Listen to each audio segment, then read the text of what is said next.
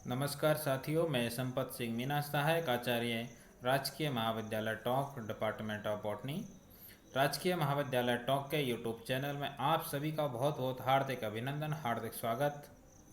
Dear students, आज हम plant hormone के बारे में पढ़ेंगे, जिन्हें फाइटो हार्मोन या प्लांट ग्रोथ रेगुलेटर्स भी कहा जाता है। प्लांट हार्मोन्स का विस्तृत अध्ययन डियर स्टूडेंट्स आज हम निम्न बिंदुओं के अंतर्गत करेंगे, जिसमें उसका discovery, biosynthesis pathway, function, special properties and mode of action. इन्हें हम एक एक करके विस्तार पूर्वक पढ़ेंगे। प्लांट हार्मोन्स में पादपों की यदि हम बात करें तो पादपों में प्रथम वृद्धि हार्मोन का जो सुझाव है वह जूलियस वनसेक्स के द्वारा दिया गया था, और उन्होंने फाइटो हार्मोन्स को ऑर्गन फॉर्मिंग सब्सटेंस कहा। बाद में इसी को थीमेन के द्वारा फाइटो हार्मोन्स कहा गया और परिभाषित किया गया कि ऐसे वे सभी जटिल कार्बनिक पदार्थ जो पौधे के किसी एक भाग में निर्मित होकर के अन्य भाग में स्थानांतरित हो जाते हैं और सूक्ष्म मात्रा में ही ग्रोथ को, वृद्धि को प्रभावित करते हैं, हार्मोन कहलाते हैं। प्रथम खोजा गया हार्मोन ऑक्सिन हार्मोन था, जिसकी खोज F.W. वेंट के द्वारा की गई थी। यदि हम बात करें हार्मोन शब्द की, तो हार्मोन शब्द सबसे पहले स्टारलिंग के द्वारा दिया गया था, और फाइटो हार्मोन शब्द की यदि हम बात करें तो थीमेन वैज्ञानिक के द्वारा दिया गया था। अब यहाँ पर ग्रोथ हार्मोन्स को और प्लांट ग्रोथ रेगुलेटर्स को अलग अलग परिभाषित किया गया है। वे कार्बनिक पदार्थ जो पौधे के किसी एक स्थान पर संश्लेषित होते हैं, यानी कि जो मेरिस्टेमेटिक ऊतकों में संश्लेषित होते हैं और वहाँ से अभिगमन करके दूसरे भागों में अति सूक्ष्म मात्रा में, यानी कि विवर्धन क्षेत्रों में पहुँच करके क्रियाशील होते हैं और ग्रोथ को रेगुलेट करते हैं, उन्हें ग्रोथ हार्मोन्स कहा जाता है। नेक्स्ट आता है प्लांट ग्रोथ रेगुलेटर्स। पादप वृद्धि नियामक ऐसे कार्बनिक पदार्थ जो पौधे के किसी विशिष्ट भाग में संश्लेषित होते हैं और उसी भाग में या फिर किसी अन्य भाग में स्थानांतरित होकर के अल्प मात्रा में पौधे की वृद्धि, विकास और विभेदन को स्टिमुलेट करते हैं या इनहिबिट करते हैं या किसी अन्य प्रकार से नियंत्रित करते हैं, रेगुलेट करते हैं, उन्हें प्लांट ग्रोथ रेगुलेटर्स कहा जाता है। प्लांट ग्रोथ रेगुलेटर्स का प्रमुख कार्य होता है जर्मिनेशन को रेगुलेट करना, ग्रोथ को रेगुलेट करना, मेटाबॉलिज्म को रेगुलेट करना या फिर किसी अदर फिजियोलॉजिकल एक्टिविटी को रेगुलेट करना। दोस्तों, प्लांट हार्मोन्स को सामान्यतः दो कैटेगरी में डिवाइड किया गया है। पहला है ग्रोथ प्रमोटिंग हार्मोन्स, यानी कि ऐसे हार्मोन्स जो वृद्धि को प्रेरित करते हैं, जो वृद्धि को बढ़ाने का कार्य करते हैं, उन्हें ग्रोथ प्रमोटिंग हार्मोन्स कहा जाता है। इसके एग्जाम्पल्स है जैसे कि ऑक्सिन, जिबरेलिन, साइटोकाइनिन और एथाइलिन। दूसरा आता है ग्रोथ इनहिबिटिंग हार्मोन्स, वृद्धि संदमक हार्मोन्स, यानी कि ऐसे हार्मोन्स जो ग्रोथ को इनहिबिट करते हैं, वृद्धि को संदमित करते हैं, वृद्धि को कम करते हैं, उन्हें वृद्धि संदमक हार्मोन कहते हैं, जैसे कि एब्सिसिक अम्ल और फिनोलेक्स। पौधे में निर्मित प्राकृतिक हार्मोन्स के अतिरिक्त, प्राकृतिक हार्मोन जैसे कि इंडोल एसिटिक एसिड के अतिरिक्त अन्य कृत्रिम या संश्लेषित कार्बनिक पदार्थ होते हैं, वो भी वृद्धि को रेगुलेट करने का काम करते हैं, यानी कि उनमें भी वृद्धि को नियंत्रणकारी क्षमता उनके अंतर्गत भी पाई जाती है, और ऐसे पदार्थों को सिंथेटिक ग्रोथ रेगुलेटर्स कहा जाता है। अब हम यहाँ पर दोस्तों कुछ एग्जांपल्स देखते हैं, पादपों के अंतर्गत कौन कौन से प्लांट हार्मोन्स हैं जो पाए जाते हैं। पहला आता है ऑक्सिन। ऑक्सिन जिसका एग्जाम्पल यहाँ पर लिखा हुआ है इंडोल एसिटिक एसिड। सेकंड आता है जिब्रेलिन, तीसरा आता है साइटोकाइनिन, पांचवा आता है एथाइलिन, चौथा एथाइलिन आता है, पांचवा एब्सिसिक अम्ल आता है, उसके बाद में स्टीरोलैक्टोन आता है, ब्रेसिनोस्टेरॉइड है, जेस्मोनिक अम्ल है, और लास्ट में आता है सैलिसिलिक अम्ल। तो दोस्तों ये सभी प्लांट हार्मोन्स जो है पादपों के अंतर्गत पाए जाने वाले हार्मोन्स हैं, और यहाँ इनमें से प्रमुखतः हम जो पांच प्रथम ये जो हार्मोन है इनका हम यहाँ पर एक एक करके विस्तृत अध्ययन करेंगे, जिसमें ऑक्सिन, जिब्रेलिन, साइटोकाइनिन, एथाइलिन और एब्सिसिक अम्ल।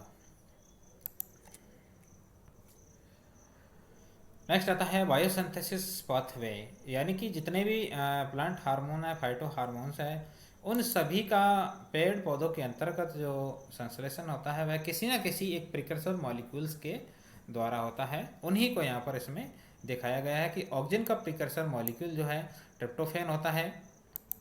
इथाइलिन की यदि हम बात करें तो उसका प्रिकर्सर मॉलिक्यूल जो है मीथियोनिन होता है, और एब्सिसिक अम्ल साइटोकाइनिन, जिबरेलिन, ब्रेसिनोस्टेरॉइड और स्टिगोलैक्टोन, इन सभी का जो पांचों ये जो हार्मोन है, इनका जो प्रिकर्सर मॉलिक्यूल होता है वह होता है IPP, यानी कि आइसोपेंटाइल डाइफॉस्फेट। ठीक इसी प्रकार से यदि अल्फा लिनोलिक एसिड की यदि बात करें तो यह तीन हार्मोन्स का, प्लांट हार्मोन्स का जो है प्रिकर्सर मॉलिक्यूल के रूप में कार्य करता है, जिसमें है जैस्मोनिक एसिड, सैलिसिलिक एसिड और नाइट्रिक एसिड।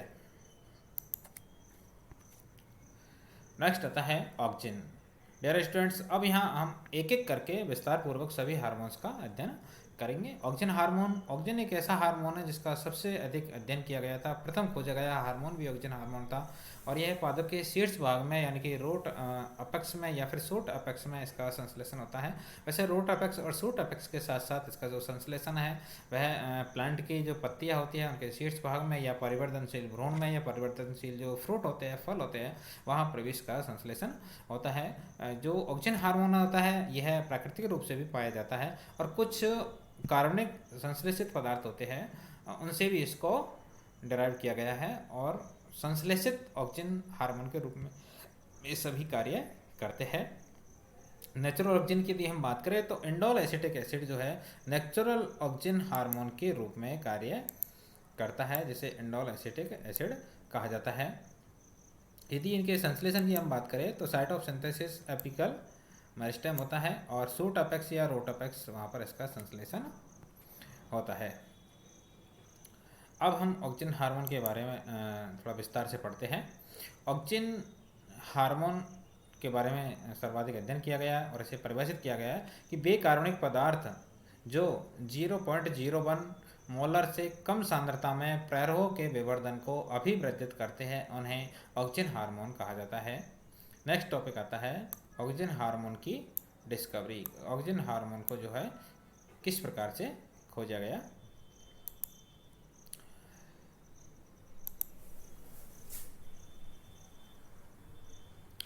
पौधों में वृद्धिकर पदार्थों की उपस्थिति का प्रथम संकेत जो है 19वीं शताब्दी के अंतिम दशक में जूलियस वॉनसेक्स के द्वारा दिया गया था, और उन्होंने बताया कि पौधों में अंग के निर्माणकारी कुछ पदार्थ उपस्थित होते हैं, और उन्होंने उस पदार्थ को ऑर्गन फॉर्मिंग सब्सटेंस कहा, जो थोड़ी देर पहले हमने पढ़ा था।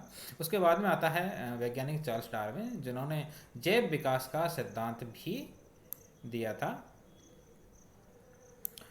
इनके साथ साथ चार्ल्स डार्विन और फ्रांसिस डार्विन, इन दोनों ही वैज्ञानिकों ने जो है कैनेरी घास के ऊपर अपना एक्सपेरिमेंट किया, और उस एक्सपेरिमेंट के अंतर्गत जो वृद्धिकर पदार्थ था उसका उल्लेख उन्होंने एक पुस्तक के अंतर्गत किया, और उस पुस्तक का नाम था the power of movement in plants के अंतर्गत इसका उल्लेख किया, और उन्होंने बताया कि प्रांकुरचोल और मूलांकुरचोर ये क्रम से फोटोट्रोपिज्म और जियोट्रोपिज्म की ओर नमित होते हैं। अगर उन्होंने ये भी बताया कि अगर प्रांकुर चोल को यानी कि कोलेप्टाइल को यदि किसी धातु के फलक से ढक दिया जाए तो वहाँ पर नमन का जो प्रभाव होता है वह उत्पन्न नहीं होता है। देखिए इस डायग्राम के अंतर्गत यहाँ पर दिखाया गया है कि किस प्रकार से हार्मोन्स का निर्माण अलग अलग जगह पर होता है, और वहाँ से वो दूसरे भागों में स्थानांतरित हो जाते हैं, और स्थानांतरित होकर के अलग अलग प्रकार से ग्रोथ को रेगुलेट करने में अपनी भूमिका अदा करते हैं।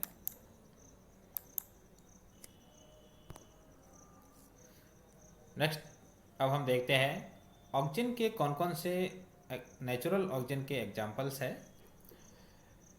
नेचुरल जो ऑक्जिन होते हैं वो प्लांट के अंतर्गत यदि एंडोजीनसली जो है प्रेजेंट होते हैं, जिसमें पहला एग्जाम्पल है इंडोल एसिटिक एसिड्स। सामान्यतः सभी प्लांट्स में ये ऑक्जिन हार्मोन जो है प्रेजेंट होता है, सभी के अंतर्गत ये पाया जाता है। दूसरा आता है 4 क्लोरो इंडोल 3 एसिटिक एसिड। तीसरा एग्जाम्पल आता है PAA phenyl acetic acid. Fourth आता है indole 3 butyric acid. Indole 3 butyric acid भी अधिकांशतः जो है प्लांट में पाया जाता है। नेक्स्ट आता है इंडोल 3 प्रोपियोनिक एसिड। उसके बाद में आता है इंडोल 3 एसिटल्डिहाइड, और उसके बाद में आता है इंडोल 3 एसिटोनाइट्राइल। तो दोस्तों ये सभी जो है प्राकृतिक हार्मोन्स के एग्जाम्पल्स हैं जो पेड़ पौधों में प्राकृतिक रूप से पाए जाते हैं।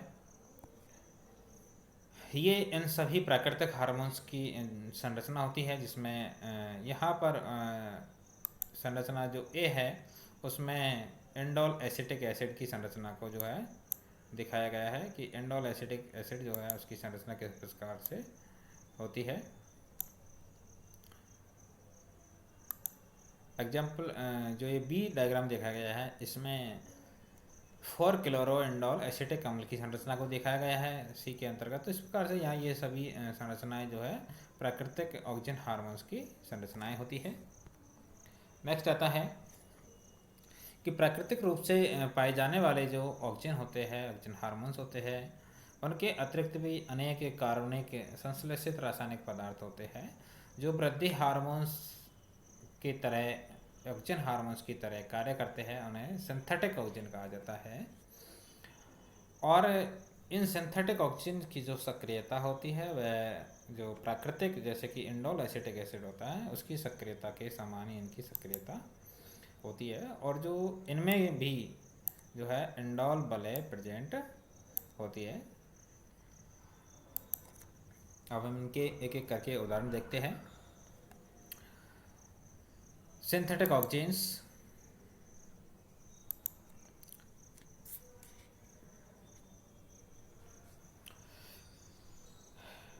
अल्फा नेप्थेलिक एसिटिक एसिड, जिसे सामान्यतः ऑरोटोमोन कहा जाता है।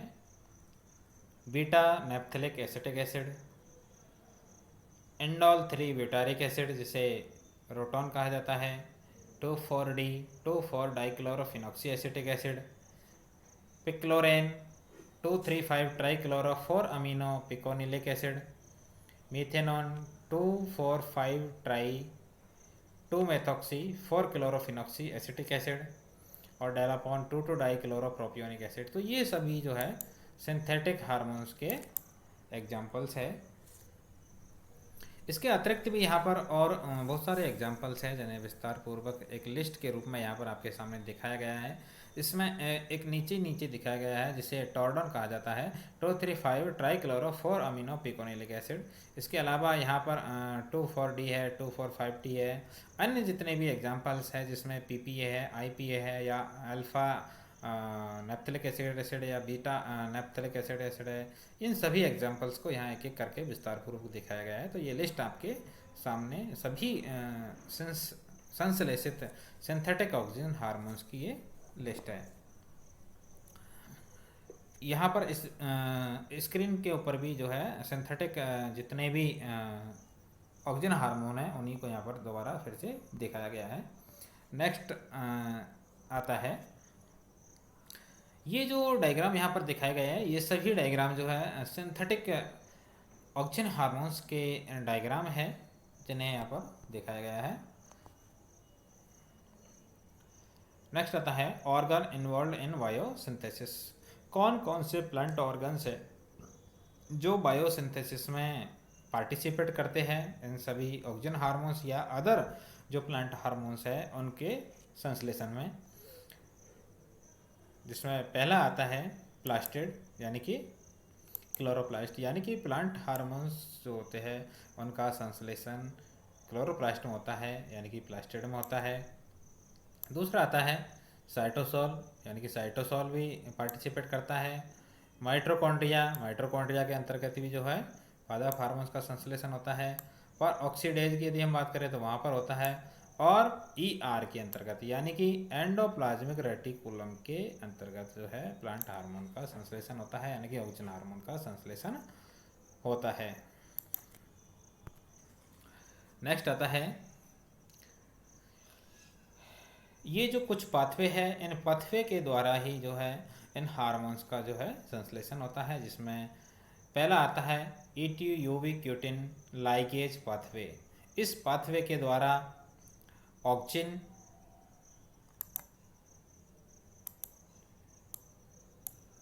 का संश्लेषण होता है, जिबरेलिन का होता है, स्ट्रिगोलेक्टोन का होता है और जैस्मोनिक एसिड का होता है। तो इन सभी का जो है इनके द्वारा संश्लेषण होता है। दूसरा आता है Y histidine two component system. इसके द्वारा साइटोकाइनिन और इथाइलिन इन दोनों का संश्लेषण होता है।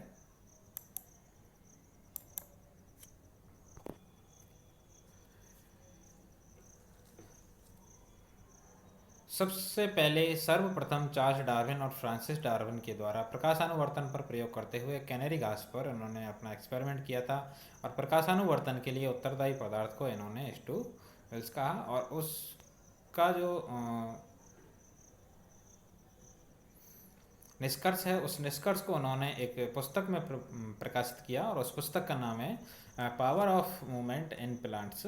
इसके अंतर्गत इसका हमने पूर्व में भी अध्ययन किया है। ऑक्सीजन की खोज।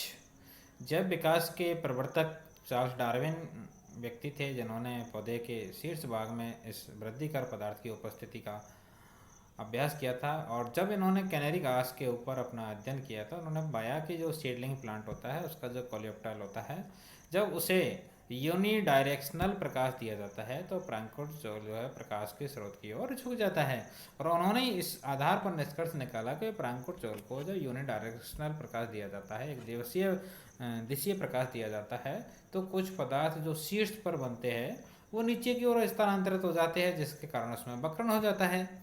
उसके बाद में उन्होंने यह भी प्रदर्शित किया कि जब उसे डिकैपिटेट कर दिया जाता है अथवा या फिर धातु के किसी फलक के द्वारा उसे कवर्ड कर दिया जाता है तो और कवर्ड करने के बाद में जब उसे यूनि डायरेक्शनल प्रकाश दिया जाता है तो उस कंडीशन में भी उसमें जो है वक्रण नहीं होता है।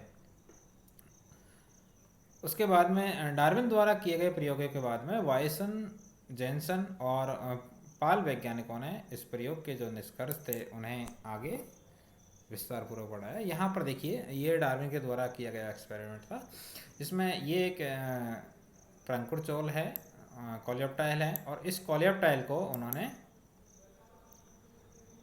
ये कोलियोप्टाइल है जब इसे यूनि डायरेक्शनल एक दिशीय लाइट दी जाती है तो देखते हैं कि जिस दिशा से लाइट यानी कि प्रकाश आता है उस डायरेक्शन में जो है कर्वेचर टेक प्लेस, ये जो है वक्रण हो जाता है इस कोलियोप्टाइल में। अगली कंडीशन हम देखते हैं कि किसी ब्लेड की सहायता से जब इसे डिकैपिटेट कर दिया जाता है तो डिकैपिटेट जो कोलियोप्टाइल होता है उसमें जब यूनि डायरेक्शनल लाइट दी जाती है तो उस कंडीशन में उसमें नो कर्वेचर यानी कि उसमें कोई किसी भी प्रकार का वक्रण देखने को नहीं मिलता है। और तीसरी कंडीशन जब coleoptile covered with tin foil के द्वारा जब इसको कवर्ड कर दिया जाता है और यूनि डायरेक्शनल जो उसे लाइट दी जाती है तो उस कंडीशन में भी उसमें कोई कर्वेचर देखने को नहीं मिलता है, नो कर्वेचर देखने को मिलता है। तो ये एक्सपेरिमेंट डार्विन के द्वारा किया गया एक्सपेरिमेंट था। उसके बाद में आता है वायसन एंड जेनसन। इन्होंने भी 1910 में प्रकाशानुवर्तन फोटोट्रोपिज्म के लिए जई के ऊपर जो है ऑट के ऊपर कई प्रयोग किए और उन्होंने जो वृद्धि पदार्थ था उसे मटेरियल सब्सटेंस इन्होंने कहा था और उन्होंने अपने प्रयोग में जई के कोलियोप्टाइल टिप को काट करके पुनः कटे हुए भाग पर रखा और एक दिवसीय लाइट जब दी तो उन्होंने देखा कि वहाँ पर फोटोट्रोपिज्म देखने को मिलता है। दूसरे एक्सपेरिमेंट में इन्होंने जब जिलेटिन को कोलियोप्टाइल टिप और स्टम्प के बीच में रखा तब उन्होंने देखा कि वहाँ पर भी इन्हें प्रकाशानुवर्तन देखने को मिलता है। लेकिन जब कोलियोप्टाइल टिप और स्टम्प इन दोनों के मध्य में माइका प्लेट रख दी जाती है तो उस कंडीशन में प्रकाशानुवर्तन देखने को नहीं मिलता है। तो ये तीन कंडीशंस इसके एक्सपेरिमेंट में थी, तीन प्रकार से इन्होंने एक्सपेरिमेंट किया था।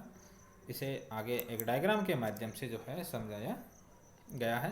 ये देखिए यहाँ पर ये कोलियोप्टाइल टिप थी और इसे यहाँ पर डिकैपिटेट कर दिया गया है, डिकैपिटेट कोलियोप्टाइल, इसे काट करके जो है अलग कर दिया गया है और उसके पश्चात में डिकैपिटेटेड टिप रिप्लेस्ड ऑन एगार ब्लॉक। इस कटे हुए कोलियोप्टाइल के शीर्ष भाग को अगार ब्लॉक के ऊपर इन्होंने रिप्लेस कर दिया। जब अगार ब्लॉक के ऊपर रिप्लेस कर दिया और उसके बाद में उस अगार ब्लॉक को इन्होंने पुनः इस कटे हुए जो टिप पार्ट था उसके ऊपर रख दिया और तो उन्होंने देखा कि कर्वेचर टेक पहले जब उसे यूनिडायरेक्शनल लाइट दी जाती है तो उसमें कर्वेचर वक्रण देखने को मिलता है। नेक्स्ट था कि अगले एक्सपेरिमेंट में इन्होंने माइका प्लेट को इंसर्ट कर दिया ऑन डार्क साइड। जो अंधकार वाली सतह थी, देखिए यहाँ पर इस डायरेक्शन से प्रकाश का एक दिवसीय प्रकाश दिया जा रहा है, तो इसके विपरीत जो सतह होगी वो अंधकार वाली साइड होगी और ये जो सतह होगी ये लाइट वाली सतह होगी। तो अंधकार वाली साइड में जब इन्होंने माइका प्लेट को इंसर्ट कर दिया तो उस कंडीशन में इन्होंने देखा कि जो कोलियोप्टाइल है उसमें नो कर्वेचर, यानी कि कोई किसी भी प्रकार का वक्रण देखने को नहीं मिलता है।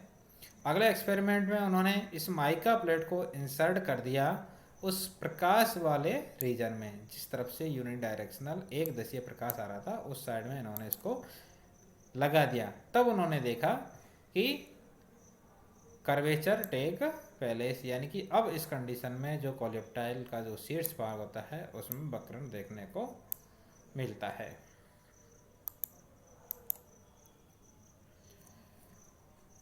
वृद्धिकर पदार्थों की प्रकृति का वास्तविक प्रदर्शन जो है तो इस प्रकार से वायसन और जेंसन के द्वारा किया गया था, और उन्होंने डिकैपिटेट जब उसके भाग को कर दिया था तो उस कंडीशन में प्रकाशानुवर्तन जो है वह प्रदर्शित नहीं करता है।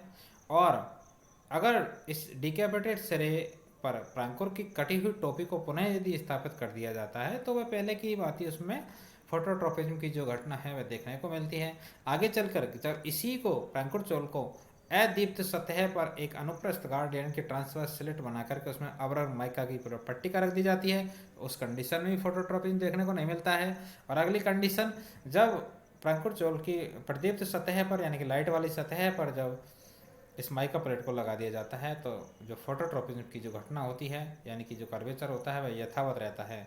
अतः इन्होंने इसके निष्कर्ष निकाला कि प्रकाशानुवर्तन के लिए कोई न कोई पदार्थ जो है प्रदीप्त सतह से यानी कि लाइट वाली सतह से अदीप्त प्रदीप्त सतह की ओर यानी कि अंधकार वाली सतह की ओर जो है प्रभावित होता है। उसके बाद में आता है पाल का एक्सपेरिमेंट। इन्होंने भी अविना सेटाइवा के ऊपर यानी कि जय के ऊपर ऑट के ऊपर ही अपना एक्सपेरिमेंट किया था, और इन्होंने वृद्धि पदार्थ का असमान डिस्ट्रीब्यूशन बताया। इन्होंने बताया कि वृद्धि पदार्थ छाया वाले भाग में अधिक पाया जाता है, ज़्यादा पाया जाता है, और प्रकाश वाले भाग में कम पाया जाता है। पाल ने अपने प्रयोग में कटे हुए कोलियोप्टाइल टिप को स्टंप पर असमान रूप से रख करके प्रकाश की उपस्थिति में भी जो है फोटोट्रोपिज्म को देखा। जब इन्होंने कोका वाटर तथा प्लेटिनम की फॉइल को कोलियोप्टाइल टिप और स्टंप के मध्य में रखा तब प्रकाश की उपस्थिति में भी जो है कर्वेचर नहीं देखा गया, यानी कि कर्वेचर नहीं दिखाता है। पाल ने कैपिटेटेड जो उसका टोपी होती है उसके प्रांकुर चोल के कटे हुए ठोठ पर उत्केंद्र की रूप से जो है प्रतिस्थापित करके देखा कि अंधकार में भी ठूंठ का जो शिकाग्र होता है या टोपी के भीतर रखी हुई इस सतह से विपरीत सतह की ओर नमन कर जाता है। पाल के इस प्रयोग से यह निश्चयात्मक रूप से स्थापित किया गया कि प्रांकुर चोल द्वारा कुछ पदार्थ संश्लेषित होता है जो इससे अधो स्थिति वाली जो कोशिकाएं होती है उनमें प्रभावित होकर के वृद्धि को प्रेरित करता है। तो ये एक्सपेरिमेंट था। नेक्स्ट आता है एफडब्ल्यू वेंट 1928 का प्रयोग, और इन्होंने कोलियोप्टाइल को अगार प्लेट पर पृथक करके अगार ब्लॉक पर प्रयोग किया और ऑक्सीजन की खोज की, यानी कि ऑक्सीजन की खोज का जो श्रेय दिया जाता है वो एफडब्ल्यू वेंट को ही दिया जाता है। एफडब्ल्यू वेंट ने बताया कि प्रकाशानुवर्तन ऑक्सीजन की मात्रा के समानुपाती होती है, लेकिन एक निश्चित सीमा तक ही समानुपाती होता है। एक निश्चित सीमा से यदि अधिक ऑक्सीजन की मात्रा हो जाती है तो उस कंडीशन में वह संदमन का कार्य करने लग जाता है।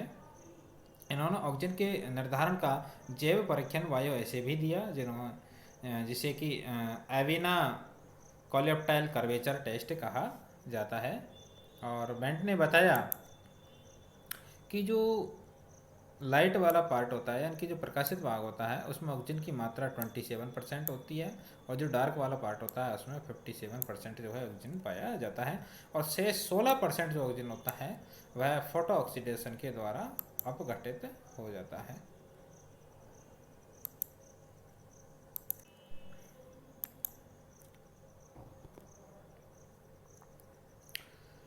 देखिए यहाँ पर ये बैंड का एक्सपेरिमेंट है जिसमें उसने दिखा गया है कि अगार ब्लॉक को जो कोलेप्टल होता है जई का, उसको काट करके और उन्होंने अलग कर दिया। अलग करके उस कटे हुए कोलेप्टाइल के टिप को उन्होंने माइका सॉरी अगार प्लेट के ऊपर, अगार का जो मीडियम था उसके ऊपर उन्होंने उसको पैलेस कर दिया। उसके बाद में उस कटे हुए कोलेप्टाइल टिप के अंतर्गत जो रासायनिक पदार्थ था वह उस अगार ब्लॉक में चला जाता है, और उस कटे हुए अगार ब्लॉक को पुनः जब इस ठूंठ के अंतर्गत यानी कि स्टंप के ऊपर यानी कि अविनस टाइप का जो डिकैपिटेट जो टिप होता है उसके ऊपर जब रख दिया जाता है तो जो ग्रोथ होता है यानी कि जो कर्वेचर होता है वो देखने को मिलता है, यानी कि कर्वेचर टेक पैलेस। तो उन्होंने देखा कि जो जिस डायरेक्शन से लाइट दी जाती है उस डायरेक्शन वाले भाग में यानी कि उस लाइट वाले भाग में ऑक्सीजन की मात्रा 27% पाई जाती है, और जो अंधकार वाला भाग होता है जो साइड होती है उसमें ऑक्सीजन की मात्रा 57% पाई जाती है, और जो 16% ऑक्सीजन होता है वह ऑक्सीडेशन के द्वारा, फोटो ऑक्सीडेशन के द्वारा नष्ट हो जाता है। यदि लाइट को सीधा उस कोलेप्टाइल टिप के 90 डिग्री एंगल से ऊपर से यदि दिया जाए तो उस कंडीशन में ये देखा जाता है कि दोनों ही साइड में, जो पहले अंधकार वाली साइड थी या जो पहले प्रकाशीय साइड थी, दोनों के अंतर्गत जो प्रकाश है वह 50-50% में सॉरी जो ऑक्सीजन है वह 50-50% के रेशो में प्रेजेंट होता है। तो इस प्रकार से बेंट ने इस एक्सपेरिमेंट के द्वारा ये सिद्ध किया कि जो ऑक्सीजन होता है वह नॉर्मली जो है अंधकार वाले भाग में अधिक पाया जाता है, और जो प्रकाशीय दीप्त साइड होती है उसमें कम प्रेजेंट होता है।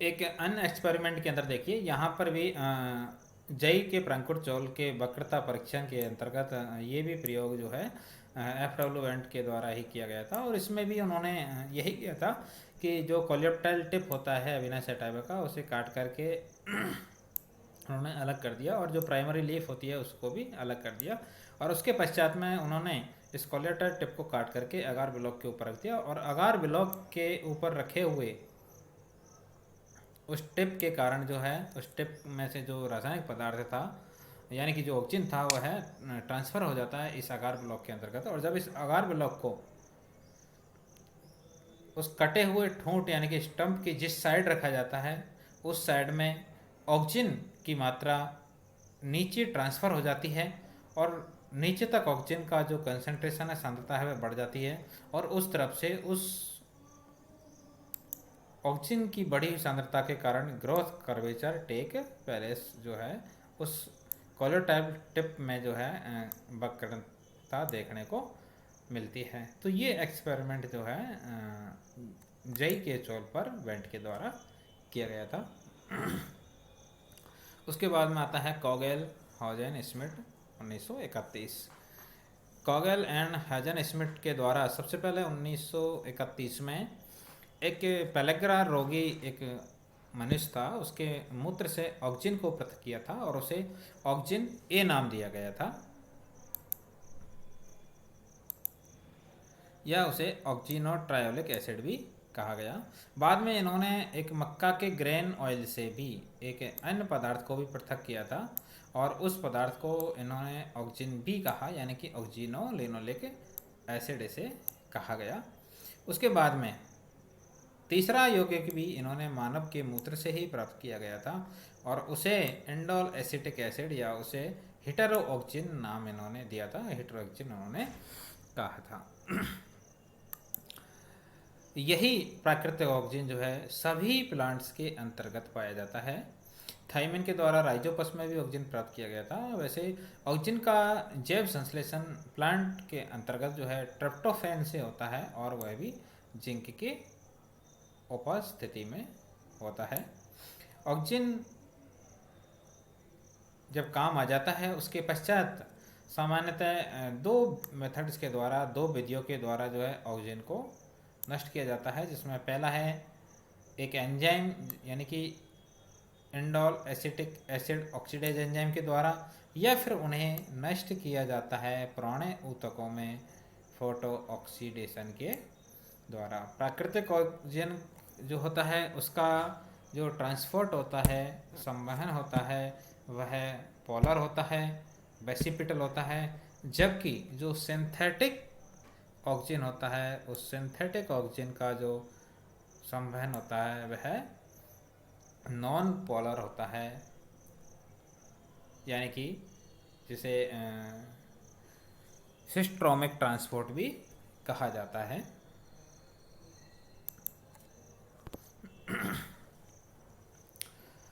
जब इंडोल ब्यूटारिक एसिड को भी पादपों से अभी जो है पृथक किया जाता है, ये भी एक प्राकृतिक हार्मोन का ही एक एग्जाम्पल है। वैसे व्यापक रूप से पेड़ पौधों की बात करें तो उसमें इंडोल एसिटिक एसिड पाया जाता है। ऐसे यौगिक जिनका परिवर्तन ऑक्सीजन हो जाता है उन्हें ऑक्सीजन प्रिकर्सर कहा जाता है, और ऐसे यौगिक जिनकी क्रियाशीलता ऑक्सीजन की क्रियाशीलता को संदमित करते हैं, यानी कि ऐसे यौगिक जो ऑक्सीजन की क्रियाशीलता को कम कर देते हैं, संदमित करते हैं, इनहिबिट करते हैं, उन्हें एंटी ऑक्सीजन कहा जाता है। ऑक्सीजन को आसानी से जो है एगार ब्लॉक में पृथक किया जा सकता है, उन्हें फ्री ऑक्सीजन कहा जाता है। और ऐसे ऑक्सीजन जिन्हें प्रायोगिक रूप से आसानी से पृथक नहीं किया जा सकता है उन्हें संयुक्त ऑक्सीजन यानी कॉन्जुगेटेड ऑक्सीजन कहा जाता है, और कॉन्जुगेटेड ऑक्सीजन होता है वही उसका सक्रिय रूप होता है। वैसे ऑक्सीजन के दोनों ही रूप के मध्य में एक गतिक साम्य जो है बना हुआ रहता है, स्थापित रहता है। नेक्स्ट डियर स्टूडेंट्स, अब हम पढ़ेंगे ऑक्सीजन के कार्य की प्रभाव क्या क्या होते हैं, किस प्रकार से जो है ऑक्सीजन पेड़ पौधों के अंतर्गत उनकी फिजियोलॉजी को जो है इफेक्ट करता है, प्रभावित करता है। ऑक्सीजन पादपों की विभिन्न प्रक्रियाओं में भाग लेता है। पादप के विभिन्न भाग ऑक्सीजन की सांद्रता के प्रति भिन्न भिन्न प्रकार से जो है अनुक्रिया दिखाते हैं, दर्शाते हैं। ये डिपेंड करता है कि ऑक्सीजन की कंसंट्रेशन कितनी है। अधिक सांद्रता पेड़ पौधों में वृद्धि को त्वरित कर सकती है या फिर संदमित करती है, जो विभिन्न अंगों की ऑक्सीजन के प्रति अनुक्रिया पर निर्भर करता है। इसलिए विभिन्न अंगों की वृद्धि के लिए ऑक्सीजन की न्यूनतम सांद्रता जो है भिन्न भिन्न होती है। पहला आता है एपिकल डोमिनेंस, जो कि ऑक्सीजन का प्रमुख कार्य होता है, शीर्ष प्रमुखता जिसे हिंदी में कहा जाता है। पार्श्व कलिकाओं की वृद्धि को ऑक्सीजन संदमित कर देता है और इसी घटना को एपिकल डोमिनेंस कहा जाता है। दोस्तों, हमने देखा होगा कि जो बागवानी होती है, जो बाग बगीचे होते हैं, वहाँ पर कटिंग और कटाई छटाई के द्वारा जो हैज होती है या जो फसल होती है उनको घना किया जाता है। दूसरा आता है कोशिका विभाजन और कोशिका दीर्घीकरण। कैलस संवर्धन के अंतर्गत या फिर घाव भरने में या ग्राफ्टिंग के अंतर्गत या इंट्राफेसिकुलर कैम्बियम की वृद्धि के दौरान ऑक्सीजन हार्मोन कोशिका दीर्घीकरण के साथ साथ वहाँ पर कोशिका विभाजन की क्रिया भी इसके द्वारा देखने को मिलती है। नेक्स्ट आता है पर्वों का छोटा होना, यानी कि सॉर्टिंग ऑफ इंटर नोड्स। सेब, नाशपाती जैसे कुछ प्लांट होते हैं, वहाँ पर छोटी छोटी शाखाएं उत्पन्न करने के लिए, ताकि फलों की संख्या में वृद्धि हो सके, तो उसके लिए इंटरनोड को जो है सॉर्ट करने में भी इस हार्मोन्स का छिड़काव उनके ऊपर किया जाता है। नेक्स्ट आता है पतन, यानी कि फसलों को प्रिवेंशन ऑफ लोडिंग, यानी कि फसलों को गिरने से रोकने के लिए भी ऑक्सीजन हार्मोन का जो है छिड़काव किया जाता है। नेक्स्ट आता है, इसका कार्य आता है जड़ों का इनिशिएशन, रूट इनिशिएशन, यानी कि स्टम्प कटिंग पर इंडोल ब्यूटारिक एसिड या नैप्थेलिन एसिड का जब छिड़काव कर दिया जाता है तो वहाँ पर जड़ों का आरंभन शीघ्र किया जा सकता है। वैसे नॉर्मली देखा जाए तो जो ऑक्सीजन हार्मोन होता है वह मूल की वृद्धि को इनहिबिट करता है, लेकिन जड़ों के आरंभन को यहाँ पर ये प्रमोट करने का कार्य करता है। आलू की यदि हम बात करें तो आलू में प्रसुप्ति ऑक्सीजन जड़ों की संदमन वृद्धि का संदमन करता है। आलू के जो स्टोरेज भंडार होते हैं वहाँ पर MH मैलिक हाइड्रोजाइड का छिड़काव कर दिया जाता है या अल्फा नेफ्थलिन एसिटिक एसिड का छिड़काव कर दिया जाता है, जिससे कि आलू के अंतर्गत जो मूल होती है उसकी ग्रोथ को इनहिबिट कर दिया जाता है और लंबे समय तक उसका भंडारण जो है किया जा सकता है और उसके प्रस्फुटन को जो है रोक लिया जाता है। नेक्स्ट आता है विलगन को रोकना। अपरिपक्व फल फूल और पत्तियों का झड़ना विलगन कहलाता है और इन्हें ऑक्सीजन हार्मोन के छिड़काव के द्वारा यानी कि इंडोल एसिटिक एसिड या नैप्थेलिन एसिटिक एसिड का यदि छिड़काव कर दिया जाए तो उसके द्वारा से रोका जा सकता है। नेक्स्ट आता है पुष्प आरंभन। वैसे तो ऑक्सीजन जो है पुष्पीकरण का विरोधी है, लेकिन अनानास में और लीची की यदि हम बात करें तो वहाँ पर ये पुष्पन को प्रेरित करता है। पार्थिनोकार्पी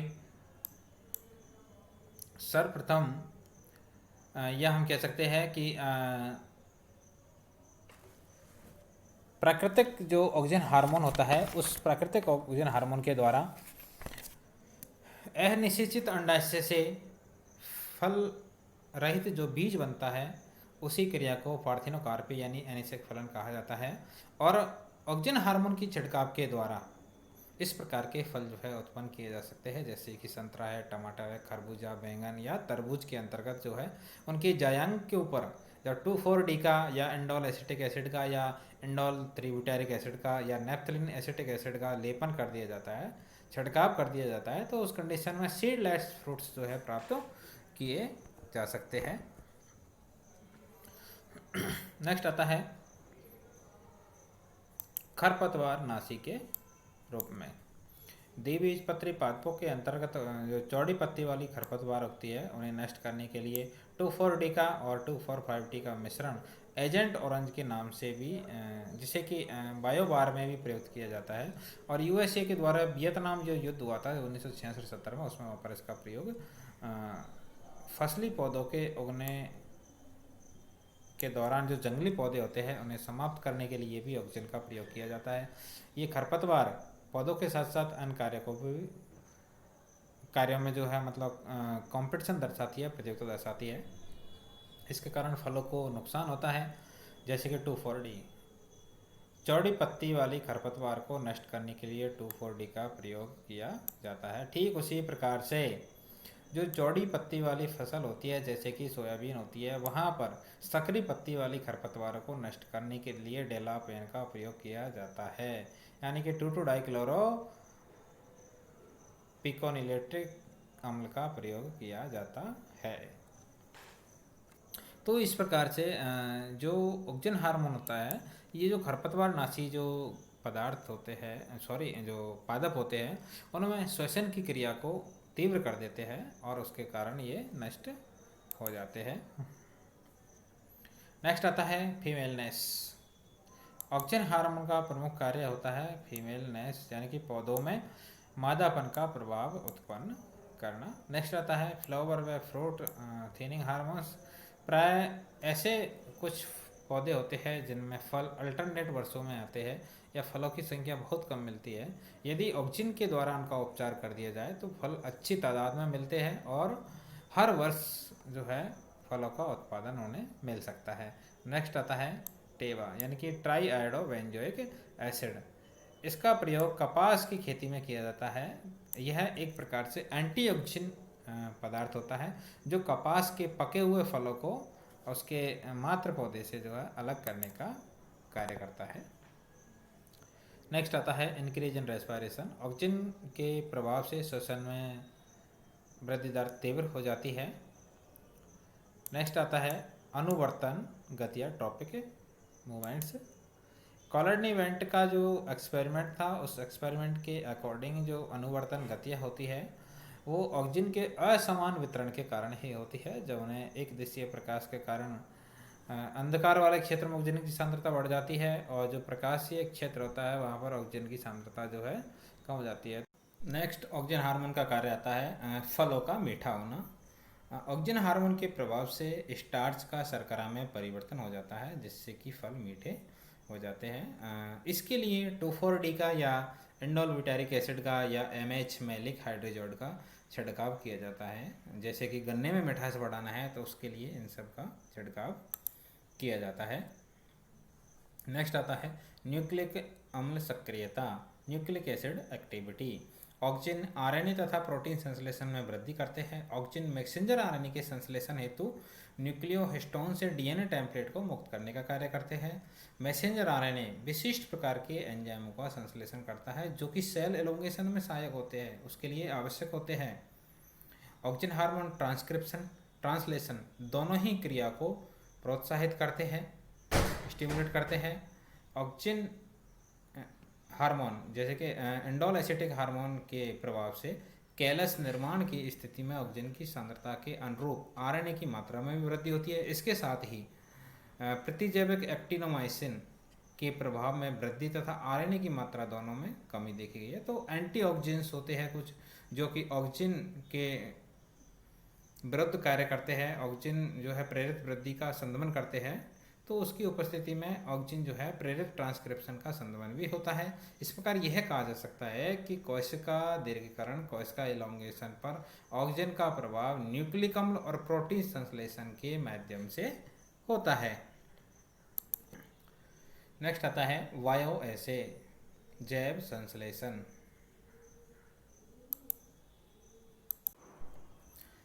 बायो एसे किसी जीवित पादप अथवा उसके किसी भी भाग में किसी भी पदार्थ की सक्रियता के कारण उसकी वृद्धि संवेदना के परीक्षण को बायो एसे जैव मापन कहा जाता है। ऑक्सीजन हार्मोन का जैव मापन दो विधियों के द्वारा, दो मेथड के द्वारा किया जाता है, जिसमें पहला आता है एविना कोलियोप्टाइल कर्वेचर टेस्ट और दूसरा आता है रूट ग्रोथ इनहिबिशन टेस्ट, मूल वृद्धि संदमन परीक्षण। ऑक्सीजन की सक्रियता के प्रभाव के परीक्षण को ही बायोएसे कहा जाता है।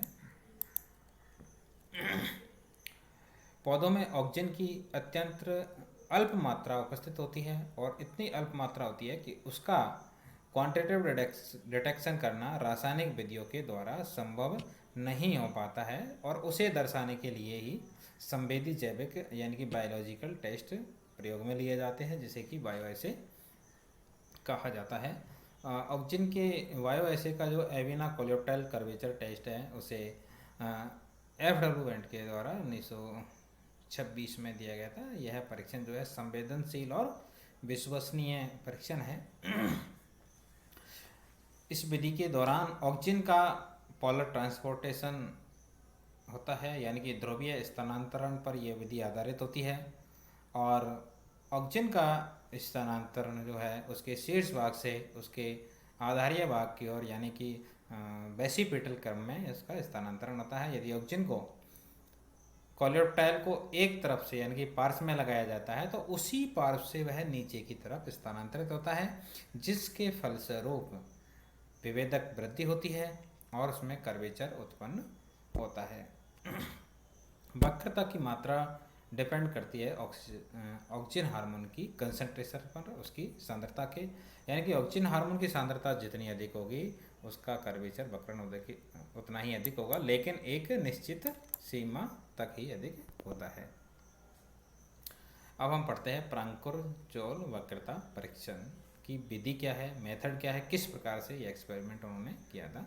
सबसे पहले जई के बीज लेते हैं और उन्हें अंधकार में अंकुरित किया जाता है, जिससे कि नवोद्भिद तैयार हो जाता है। जब नवोद्भिद तैयार हो जाता है तो उसके पश्चात उसे लगभग 2 से 4 घंटे तक जो है अंधकार में रखने के बाद में उसे 2 से 4 घंटे तक लाल प्रकाश दिया जाता है, ताकि उसकी जो लंबाई है उसको रिड्यूस्ड किया जा सके। उसके पश्चात में उसका जो कोलियोप्टाइल है, प्रांकुर-जोल है, जब लगभग 30 mm लंबाई का हो जाता है तो उसके ऊपरी 1 mm शीर्ष भाग को काट दिया जाता है और उसके कुछ समय या कुछ घंटे पश्चात जो है 3 से 4 mm शीर्ष भाग को काट दिया जाता है ऑक्सीजन का प्राकृतिक स्रोत ताकि समाप्त हो जाए।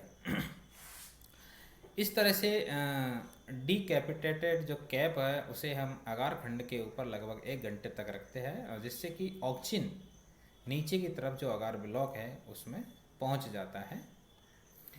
इस क्रिया के पश्चात में उसमें जो प्राइमरी लीफ होती है उसको भी धीरे धीरे खींच लिया जाता है और डीकैपिटेट जो कैप है उसका जो स्कंद है उसके एक पार्श्व सतह पर ऑक्सीजन युक्त जो अगार ब्लॉक है उसको रख दिया जाता है।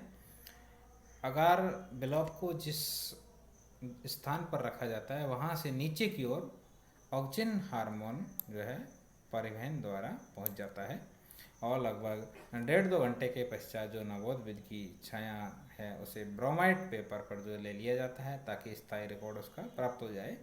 तो इस प्रकार से उसका जो कर्वेचर का जो कोण है, जो डिग्री है, जितने कौन से है मूवमेंट होता है, इसकी जो वृत्त भाग है, जो वक्रण भाग है, उसकी लंबवत अक्ष के मध्य में बने हुए कोण के आधार पर उसको ज्ञात कर लिया जाता है। ये यहाँ इसे डायग्राम में दिखाया गया है जिसमें ये इसका कोलेप्टाइल का डीकैपिटेटेड जो है पार्ट है और लास्ट में जो है ये अगार ब्लॉक है। इस अगार ब्लॉक को जब एक साइड में रखा जाता है तो यहाँ पर ये वक्रण देखने को मिलता है। पादपों में जो वृद्धि होती है वो निश्चित स्थानों पर होती है, असीमित समय के लिए होती है, जो कि यहाँ पर मेरिस्टेम उपस्थित होता है। जबकि फल फूल पत्तियों की बात करें तो वहाँ पर जो ग्रोथ होती है वो सीमित होती है। इसके बारे में हम पूर्व में भी पढ़ चुके हैं। प्राकृतिक ऑक्सीजन का जो संश्लेषण होता है वह मेरिस्टेमेटिक क्षेत्र में होता है और ट्रिप्टोफैन अमीनो अम्ल के द्वारा होता है और जो एपिकल मेरिस्टेम होता है वहाँ पर ये बनते हैं और उसके बाद में इनका जो ट्रांसपोर्टेशन होता है वह वेसिपिटल होता है, अर्थात विभज्योतक जो होते हैं मेरिस्टेमेटिक होते हैं शीर्ष भाग में, वहाँ पर इनकी मात्रा जो है अधिकतम होती है। तीव्र प्रकाश की बात करें तो इसका तीव्र प्रकाश में जो है फोटो ऑक्सीडेशन हो जाता है, अर्थात ये नष्ट हो जाते हैं या फिर ये जो दूसरा भाग है पौधे का वहाँ पर ये एकत्रित हो जाते हैं। ऑक्सीजन संश्लेषण के लिए जिंक का होना अनिवार्य होता है। पुराने ऊतकों की बात करें तो वहाँ पर जो ऑक्सीजन है बिना प्रकाश के ही नष्ट हो जाते हैं। एक एंजाइम होता है इंडोल एसिटिक एसिड ऑक्सीडेज, वह इसको नष्ट कर देता है जिसके कारण कि जो पुराने ऊतक होते हैं उनमें ग्रोथ नहीं हो पाती है।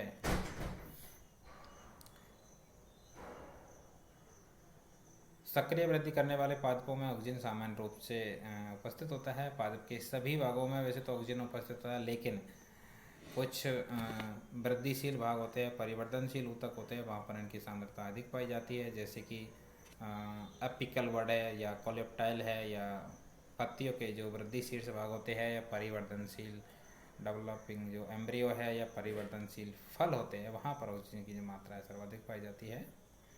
सामान्यतः इन अंगों के अग्र शीर्ष भाग से आधार की ओर ऑक्सीजन की सांद्रता क्रमशः कम होती चली जाती है क्योंकि ऑक्सीजन अपने संश्लेषण स्थल से यानी कि शकाग्र से शीघ्र ही जो है अन्य भागों की ओर स्थानांतरित हो जाते हैं।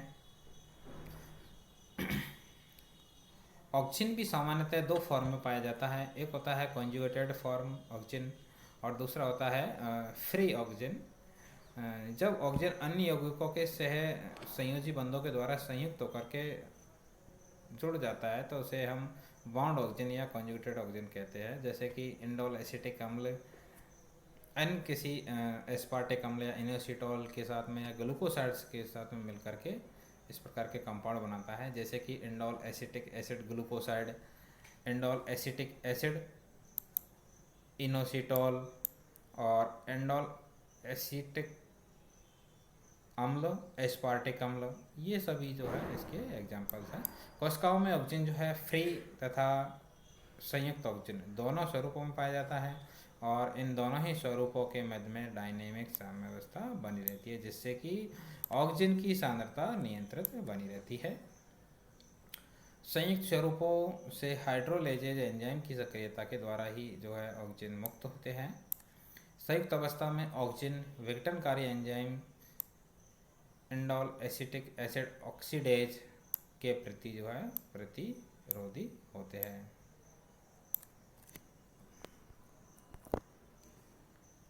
ऑक्सीजन ट्रांसपोर्ट पादपों में शर्करा, खनिज तत्व या अन्य जो भी सॉलिड्स होते हैं उनका परिवहन ट्रांसपोर्टेशन प्लांट्स के अंतर्गत जो है फ्लोएम के माध्यम से होता है। इसके विपरीत ऑक्सीजन की यदि हम बात करें तो ऑक्सीजन का ट्रांसपोर्टेशन फ्लोएम की जो चालनी नलिकाएं होती है या जो जाइलम होता है उसकी जो वाहिकाएं होती है, वेसल्स होती है, उनके द्वारा नहीं होता है।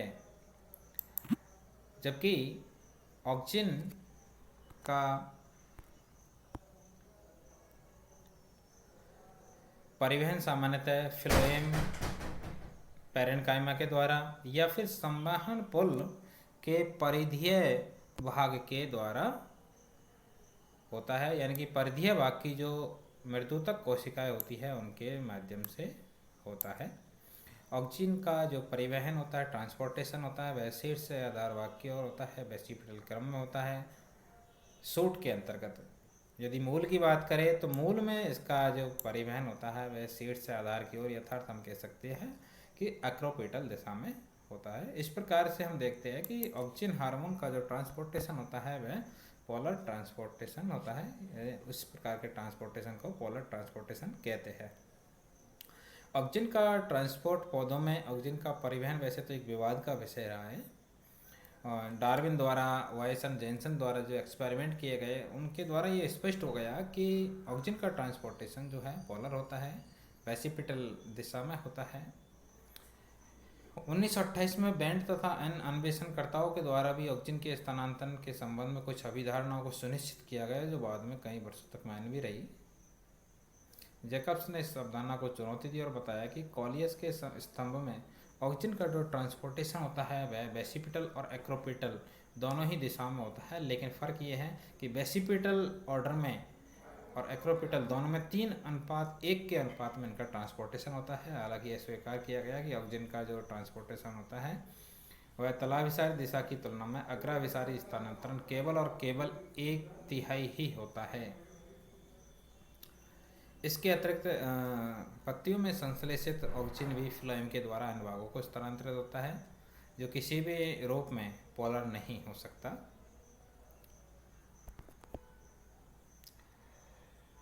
आधुनिक विचारधारा के अनुसार ऑक्सीजन का स्थानांतरण जो है, एक अन्य विचारधारा के अनुसार यदि देखें तो ऑक्सीजन का स्थानांतरण जो है निम्न विद्युत धनात्मक आवेश से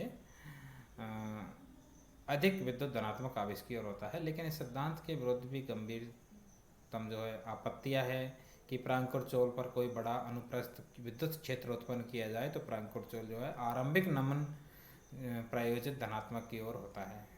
तो इसके प्राकृतिक नमन की जो कि विरुद्ध है। अन्य अन्वेषणों की बात करें तो उनके अकॉर्डिंग ये विश्वास है कि ऑक्सीजन का स्थानांतरण संभवतः कोशिकाओं की उपापचयी सक्रियता के द्वारा नियंत्रित होता है। उपरोक्त अध्ययनों के आधार पर इन सभी उपरोक्त जितने भी अध्ययन किए गए उन सभी के आधार पर गोल्डस्मिथ के द्वारा 66 में निष्कर्ष निकाला गया कि जो ट्रांसपोर्टेशन होता है ऑक्सीजन का वह तलाभिसारी ही होता है। दो भिन्न भिन्न विधियों के द्वारा होता है। प्रथम विधि है उपापचयी दिशा में स्थानांतरण पर निर्भर करती है और दूसरा है कि अभिगमन जो है सामान्य विसरण के द्वारा होता है। इस प्रकार ऑक्सीजन का तलाभिसारी दिशा में अभिगमन विसरण द्वारा तथा उपापचयी द्वारा होता है और इन दोनों के सहयोग से होता है, जबकि अग्राभिसारी जो अभिगमन होता है वह केवल निश्चित विसरण के द्वारा होता है।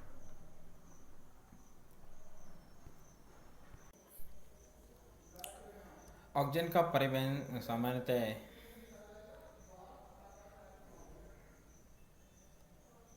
एक्टिव विधि से होता है, पैरेन्काइमेटस कोशिकाओं के द्वारा। इस संबंध में कुछ प्रमाण जो है दिए गए हैं। पहला प्रमाण है कि ऑक्सीजन के परिवहन की जो गति होती है वह 1 से लेकर के 1.5 सेंटीमीटर प्रति घंटा होती है, जो कि विसरण की दर जो होती है उससे लगभग 10 गुना अधिक होती है। दूसरा पॉइंट आता है कि ऑक्सीजन का जो परिवहन होता है वो सांद्रता प्रवणता के विपरीत होता है। नेक्स्ट आता है कि ऑक्सीजन का परिवहन हमेशा पोलर होता है। इस प्रकार यह फ्लोएम से विभिन्नता प्रदर्शित करता है। अगला आता है कि ऑक्सीजन परिवहन ऑक्सी उपापचय क्रियाओं पर निर्भर करता है, अर्थात उपापचयी ऊर्जा का इसमें उपयोग होता है। अतः हम कह सकते हैं एटीपी संश्लेषण जो इनहिबिटर्स होते हैं या ऑक्सीजन की अनुपस्थिति में ऑक्सीजन का जो ट्रांसपोर्टेशन होता है वह बाधित हो जाता है या रुक जाता है। इसके अतिरिक्त 2,3,5 ट्राई आयोडोबेंजोइक एसिड टीबा तथा नेप्थाइलेनिक अम्ल की उपस्थिति में भी ऑक्सीजन का जो ट्रांसपोर्टेशन होता है वह बाधित हो जाता है। और ये जो पदार्थ है टीबा एंड एनपीए ये दोनों ही एंटी ऑक्सीजन कहलाते हैं। ऑक्सीजन परिवहन की जो वास्तविक क्रियाविधि है वो अभी भी जो है विवाद का विषय है।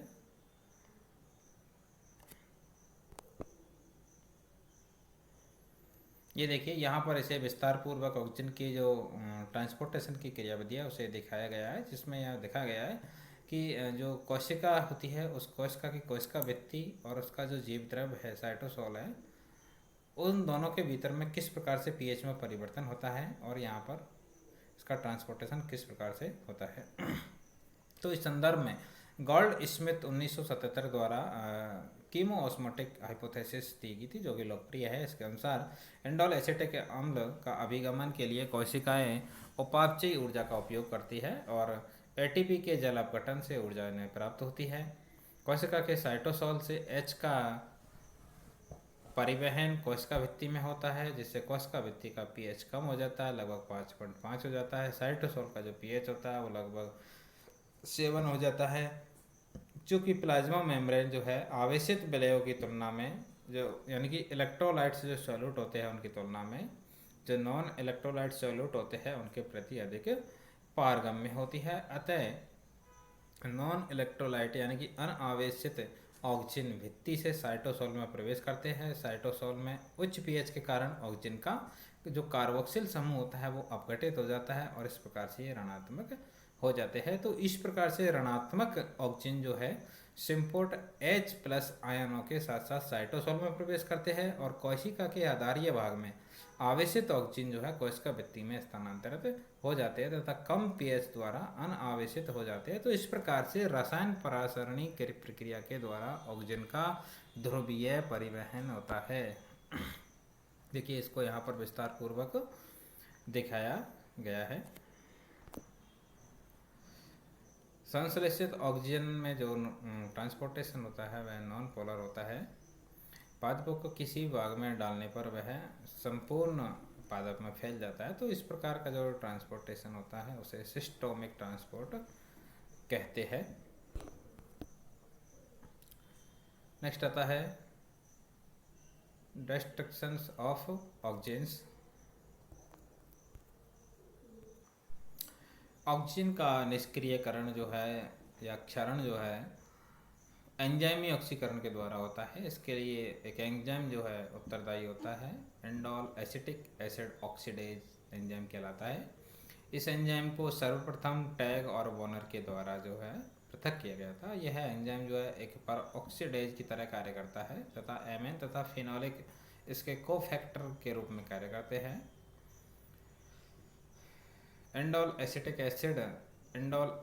एसिड ऑक्सीडेज एंजाइम की उपस्थिति में 3-मेथिलीन ऑक्सी इंडोल में कन्वर्ट हो जाता है।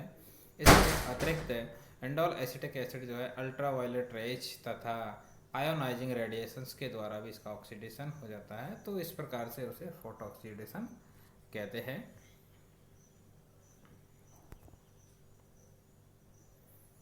Thank you so much.